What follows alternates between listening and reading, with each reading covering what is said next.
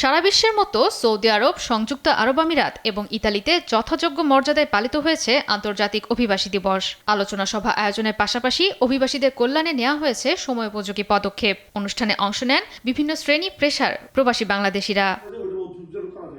বুধবার শিল্প খাতে কর্মরত বিদেশি কর্মীদের আকামা বা ওয়ার্ক পারমিট বাতিলের সিদ্ধান্ত নিয়েছে সৌদি প্রশাসন। সৌদি আরবের যুবরাজ ও প্রধানমন্ত্রী মোহাম্মদ বিন সালমানের নেতৃত্বে এক বৈঠকে সিদ্ধান্তটি নেওয়া হয়। এদিকে জেদ্দায় বাংলাদেশ কনসুলেটে কনসাল জেনারেল মোহাম্মদ শাখাওয়াত হোসেনের সভাপতিত্বে আয়োজন করা হয় এক বিশেষ আলোচনা সভা।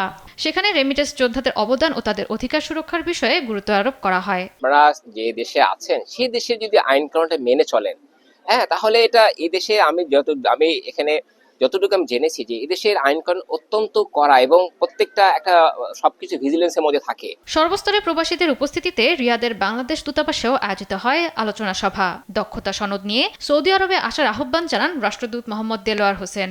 শ্রদ্ধাভরে স্মরণ করেন জুলাই অভ্যুত্থানে প্রবাসীদের রেমিটেন্স শাটডাউনের কথা। আগামী 25 ডিসেম্বরের মধ্যে পোস্টাল ভোট বিডি অ্যাপের মাধ্যমে প্রবাসীদের ভোটার হিসেবে নিবন্ধিত হওয়ার কথা বলেন তিনি। এদিকে বৃহস্পতিবার সংযুক্ত আরব আমিরাতে আয়োজিত বিশেষ সভায় সভাপতিত্ব করেন সেখানকার কনসাল জেনারেল মুহাম্মদ রাশেদুজ্জামান। আমিরাত প্রবাসীদের অন্যতম বড় সংকট ভিসা জটিলতা নিরসনে বাস্তবসম্মত উদ্যোগ গ্রহণের কথা তিনি জানান। নারী কর্মীদের জন্য সেফ হোম প্রতিষ্ঠারও আশ্বাস দেন তিনি।